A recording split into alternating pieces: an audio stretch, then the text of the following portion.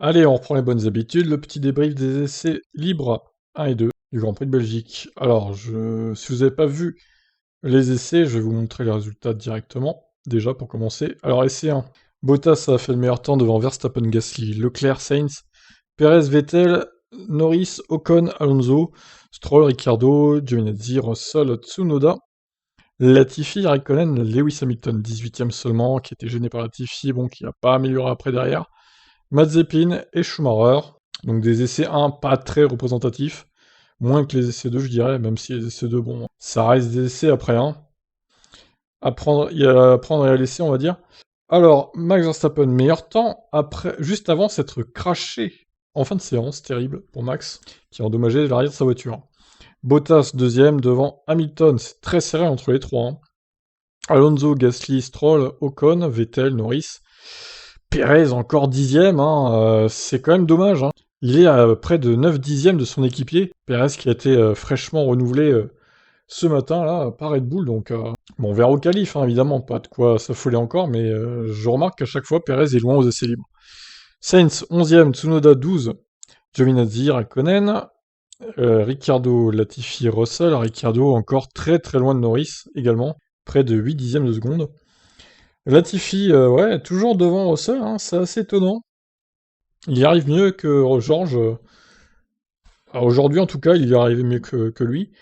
Leclerc, alors Leclerc, bon, bah, crash aussi hein, pour Charles. On va voir un peu sa déclaration d'ailleurs après. Il va nous raconter ce qui s'est passé. Mazepin et Mick Schumacher, toujours très loin avec leur As. Il n'y aura rien à jouer hein, du côté de chez As encore ce week-end. Hein. Comme d'hab, vous me direz. Alors, du coup, oui, on commence avec Russell, tiens. Chez Williams, Russell est un peu plus en difficulté que Latifi pour le moment. On commence avec Latifi, pour une fois qu'on commence par lui. C'est génial d'être de retour derrière le volant sur un circuit aussi agréable pour conduire une F1. La journée était un peu perturbée par les conditions mixtes, donc je pense que nous avons encore du rythme à trouver. Je suis content de notre rythme avec un peu de carburant, mais il était plus difficile d'évaluer le rythme avec un niveau de carburant élevé, à cause des drapeaux rouges qui ont interrompu la séance. Mais tout le monde sera dans une position similaire, nous avons du travail à faire cette nuit, et le temps imprévisible peut rendre les décisions plus difficiles. Effectivement.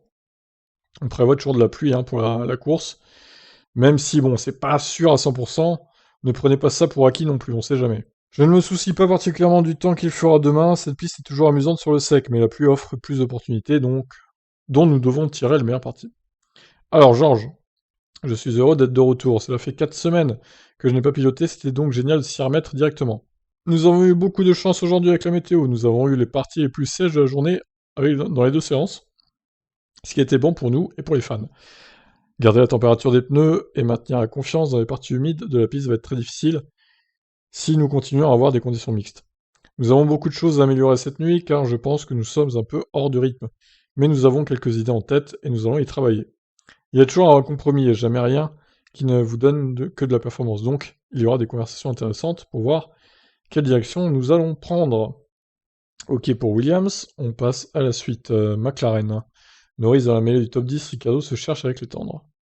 McLaren semble un peu en retrait, effectivement, à l'issue de ses premiers essais. Et on commence avec Norris. Je suis content de cette première journée, évidemment, tout le monde se remet un peu dans le bain, mais c'était une journée positive. Nous avons fait de bonnes améliorations avec la voiture, nous avons essayé certaines choses entre les sessions, et nous avons une bonne direction à explorer cette nuit afin que nous puissions aller en EL2, en EL3 et en qualif, pardon, avec une voiture légèrement meilleure. Bah, surtout les qualifs, hein, bon les EL3 encore, hein. C'est que des essais, mais les qualifs c'est important, effectivement. Ça a été délicat, surtout avec la météo, mais je suis sûr que nous avons une voiture suffisamment bonne pour relever le défi de demain et obtenir un bon résultat en qualif. Alors Ricciardo, qui se retrouve coincé entre Raikkonen et Latifi. Que peut-il dire pour expliquer ce chronomètre peu reluisant? Tout d'abord, je suis content d'être de retour. C'est parfois un peu dur après les vacances, mais c'était vraiment agréable de reprendre. J'ai pris du plaisir et je pense que cette piste est aussi amusante. Donc ça m'aide à être excité. Notre performance sur le pneu tendre n'était pas très bonne, mais je pense que nous avons bien compris pourquoi. Donc je ne dirais pas que je suis préoccupé par les temps d'aujourd'hui. C'était assez décent avec les durs. Nous avons fait quelques pas en avant dans les réglages, donc nous allons essayer de faire un peu plus euh, un peu plus ce soir et apprendre plus. C'était une journée où nous avons été constants. Nous avons évité la pluie pour la plupart du temps, donc nous verrons ce qui se passera demain. Ok, bon, bah toujours en retrait, hein, pareil, Ricciardo, même combat que Perez, toujours en retrait aux essais par rapport à Norris. Espérons qu'il sera un peu plus proche au qualif du coup. Alors, à Spa, Leclerc finit sa journée dans le mur. Sainz s'est régalé. On commence avec Charles. Nous avons pas mal de travail à faire, le L1 était bien, mais le L2 a été un peu plus difficile. Nous devons travailler ce soir sur les réglages de la voiture, et j'espère que nous pourrons avoir une meilleure journée demain. J'étais raisonnablement satisfait de l'équilibre de la voiture, mais les performances ne sont pas celles que nous attendions. Les conditions de piste étaient difficiles, mais c'était pareil pour tout le monde. On dirait que ça va rester comme ça tout le week-end, donc on va devoir s'y habituer. Enfin, c'était pas génial de finir la première journée en touchant le mur de pneus. Mais demain et dimanche seront les jours qui comptent et je m'assumerai d'apprendre de mon erreur. On passe à Sainz. Pas d'erreur pour lui. C'était génial d'être de retour, surtout sur un circuit comme celui-ci qui vous donne toujours un bon feeling dans une F1. Aujourd'hui, je me suis régalé. En termes de performance, cependant, nous n'avons pas eu le meilleur des vendredis. Nous n'avons pas pu effectuer un bon long run en libre 2 et les cours ont également été difficiles avec l'équipe de la voiture. Nous avons un peu de devoir à faire d'ici demain, mais je suis convaincu que nous pourrons nous améliorer et être dans une meilleure situation. Le temps s'annonce incertain pour samedi et dimanche. La pluie peut apparaître à tout moment, comme nous l'avons vu aujourd'hui avec les qualifs F3. Nous serons donc préparés à toutes les conditions. Bon, Mattia Binotto, je vous passe parce qu'il est très très loquace, hein, Mattia, quand même. Un peu trop. Alors, Aston Martin, les deux dans le top 10, plutôt positif. Reste à voir s'ils confirmeront au qualif. Et on commence avec Stroll. C'est génial d'être de retour à Spa, j'aime venir ici parce que c'est un circuit très spécial. Nous avons réalisé notre programme aujourd'hui pour boucler un bon nombre de tours et j'étais allé dans la voiture. Alors on rappelle, hein, Stroll va se prendre 5 secondes, 5 places pardon, sur la grille, donc du coup bah, il sera sûrement hors du top 10, c'est clair. C'est un bon début pour nous, mais les conditions humides montrent que cela pourrait être assez imprévisible samedi et dimanche, la météo étant un peu une inconnue. C'est un défi, mais cela rend les choses plus excitantes pour nous. Alors moi je me demande si d'ailleurs chez Stroll il devrait pas changer le moteur ou même toute la voiture, mettre un truc neuf, comme ça il serait plus à l'aise pour la fin de saison, et quitte à partir 15e ou 16, autant partir dernier au final, arriver là avec une voiture totalement neuve quoi. Je sais pas s'ils ont pensé à ça chez Aston Martin, à voir. Sébastien Vettel de son côté a aussi terminé dans le top 10 avec une AMR21 qui semble bien lui convenir. Il tient un bilan positif malgré une journée perturbée. C'est bien d'être de retour en piste après la pause et je me suis tout de suite senti à l'aise dans la voiture. C'était pas facile de boucler beaucoup de tours à cause des conditions et des deux drapeaux rouges cet après-midi.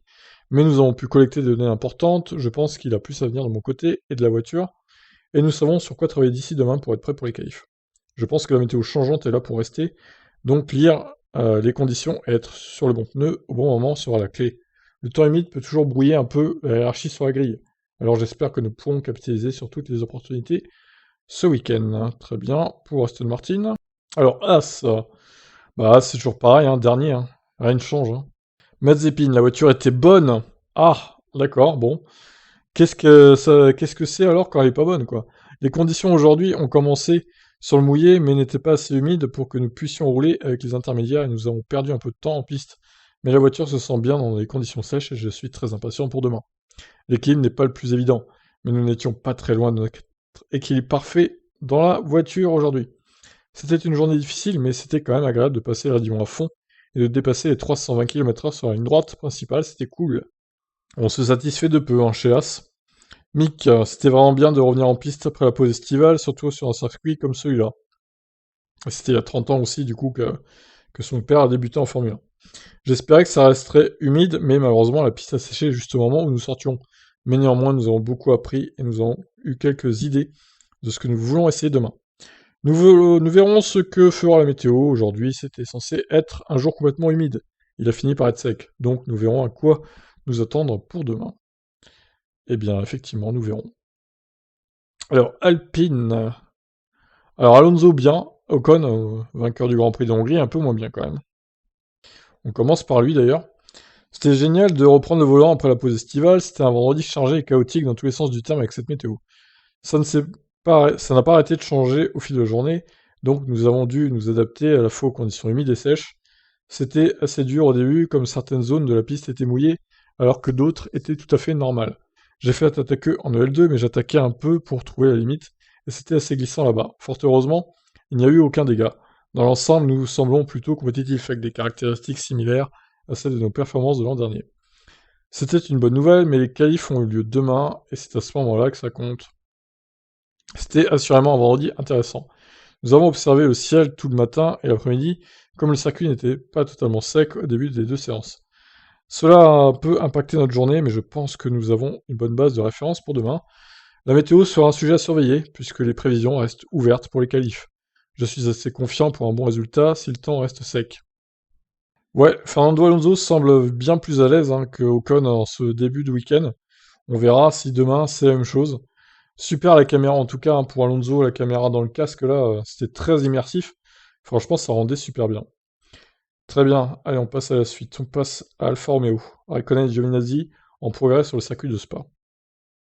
Alors, Kimi, c'était une meilleure journée que nous le pensions. Il semblait que la Libre 2 serait une séance humide, mais c'était sec et nous pouvions bien rouler. Nous avons fait des pas en avant tout au long de la journée, mais il y a encore du travail à faire. Voyons quelle météo nous aurons en qualif. Comment nous pouvons nous améliorer d'ici demain. Dans des conditions mixtes, tout peut arriver. Giovinazzi, nous avons une journée fluide et positive. C'est une bonne façon de revenir après la pause estivale. Je suis content du travail que nous avons fait. Nous n'avons fait que quelques tours avec beaucoup de carburant, donc nous n'avons pas beaucoup de données pour dimanche, mais nous avons encore demain, et nous devrions tenir compte de la météo. Nous attendions de la pluie cet après-midi, mais nous avons roulé sur le sec. Nous verrons ce que nous aurons demain. L'objectif est d'atteindre la Q2 et voir ce que nous pouvons faire à partir de là. Ouais, bon, la Q2, ça me paraît compliqué pour Alfa Romeo. Je pense qu'ils y arriveront pas, moi. Tsunoda cherche encore la bonne direction à Spa. Ah ouais, Tsunoda qui se fait encore éclater par Gasly, littéralement.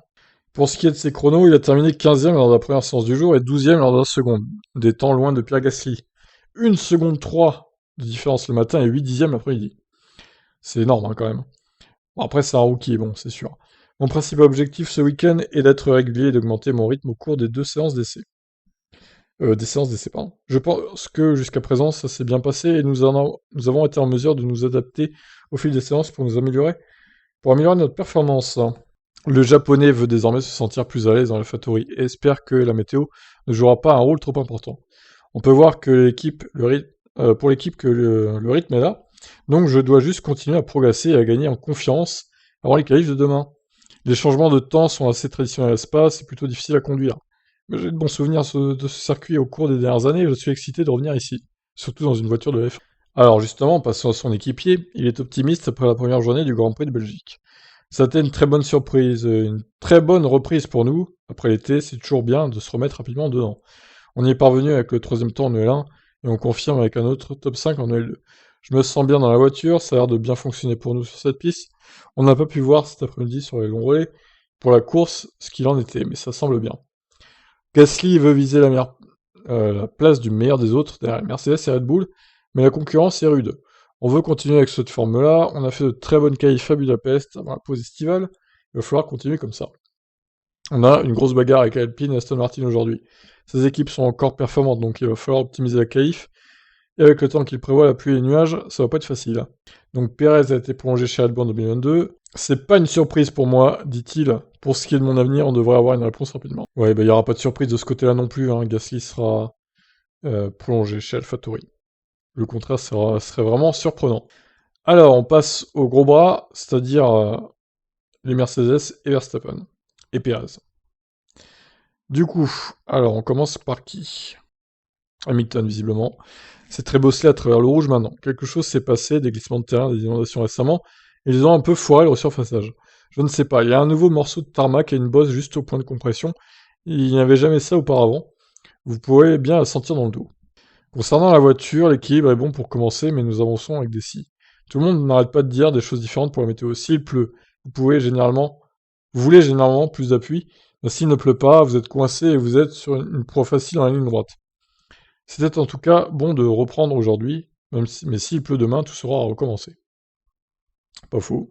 Bottas, le rythme n'a pas l'air trop mal et au long relais, comme les cours étaient corrects, le feeling est bon, ce qui est positif. Nous sommes assez forts dans le premier secteur, on perd dans le secteur 2, mais pour moi, il est important d'être fort dans le premier et le troisième secteur pour la course.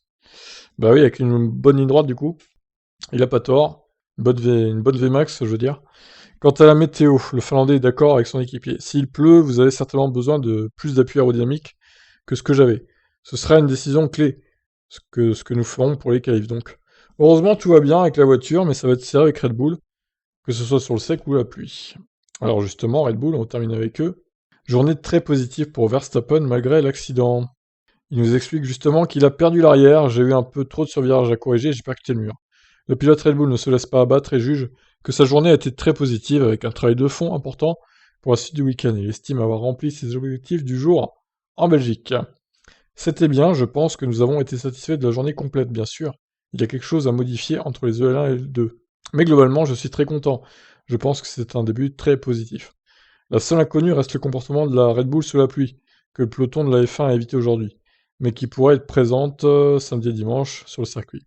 Bon, ils ont un peu roulé dans les conditions humides avec les inters, on va dire, au début des EL1, mais ça a très vite séché, effectivement. C'est difficile de dire ce que sera sous la pluie, ce que ça sera sous la pluie, car on n'a pas encore vraiment roulé sur le mouillé pour l'instant. Je pense que chaque jour sera de pire en pire. Pérez, qui termine la journée dans le top 10, pense pouvoir réussir une bonne performance en qualif. Il garde cependant un œil sur le ciel et la possible pluie. La voiture m'offre un bon feeling. Nous avons un bon potentiel pour le week-end, nous devrions pouvoir faire une bonne qualif. La météo elle reste dans nos esprits, mais nous devons analyser les meilleures données pour demain. Blablabla, blablabla. Ouais, Pérez, bon, on verra combien se qualifie Pérez. De toute façon, il sera certainement devant Bottas, puisque celui-ci se prend une place de. Enfin, il se prend une pénale de 5 places. Donc là, si Pérez n'arrive pas à se qualifier devant Bottas, alors que celui-ci a une pénale, quand même, là, ça serait grave. Hein. Je pense que si, quand même, là, ça serait trop. Bon, bref, Pérez, en tout cas, on verra. Et en ce qui concerne Verstappen, donc vous voyez, sa voiture a été endommagée à l'arrière. Bon, les mécanos de chez Red Bull vont réparer ça, hein, et c'est même réparé depuis belle lurette, je pense. Mais bon, des petits crashs comme ça, attention, hein, à pas reprendre ça, à pas reproduire ça en qualif, hein, Max, et ni en course d'ailleurs. Bon, sur ce, je vous laisse réagir. Qu'avez-vous pensé de ces deux premières séances d'essai? Et je vous retrouve demain sur Tip Stories à midi pour les essais 3 et à 15h pour les qualifs. N'oubliez pas de pronostiquer aussi. Allez, bye bye.